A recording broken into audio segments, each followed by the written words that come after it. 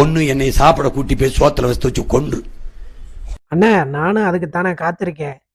நீங்க எப்ப ஃப்ரீயா இருக்கீங்கன்னு சொல்லுங்க, நம்ம வீட்டுல விருந்த போடுறேன், வந்து சிவகங்கையில சாப்பிட்டு போங்க.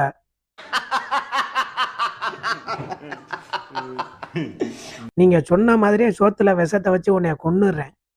உன் தொல்லை தாங்க முடியலண்ணே, ரொம்ப மன உளைச்சலா இருக்கு, எனக்கு வேற வழி தெரியலண்ணே. 15 ஆண்டு கத்திட்டேன், என் பாவமே உன்னை சும்மா விடாது.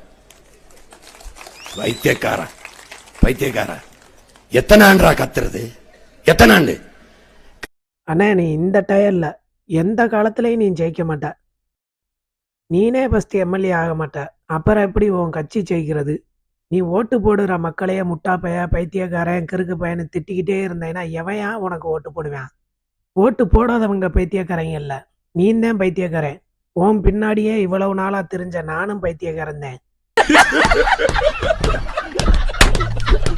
அடி வாங்கிருக்கீங்களா? அடிக்கிறதுல ஒரு தடவை எங்க அப்பா வெட்ட வந்தாரு என்னை. ரெண்டாவது அன்னைக்கே வெட்டி இருந்தாருன்னா நீ சொல்ற இந்த கதையெல்லாம் கேட்க எங்களுக்கு அவசியமே இல்லை. எத்தனை கதை, எத்தனை உருட்டு உருட்டுவ. நாம் தமிழர் கட்சியோட சீமான் என்ன சொல்றாரு, முதல் 3 மாசத்துலயே கிட்டத்தட்ட 21,000 கோடி அளவுக்கு நீங்க கடன் வாங்கிருக்கீங்க சொல்லிருக்காரு. இதை நீங்க எப்படி எதிர்கொள்ள போறீங்க? இல்ல, கடன் வாங்குறது தப்பு இல்ல, திரள் நிதி தான் வாங்கக்கூடாது. வலி தாங்காமல் கதரும் கதறல் உனக்கே கேட்கவில்லையா?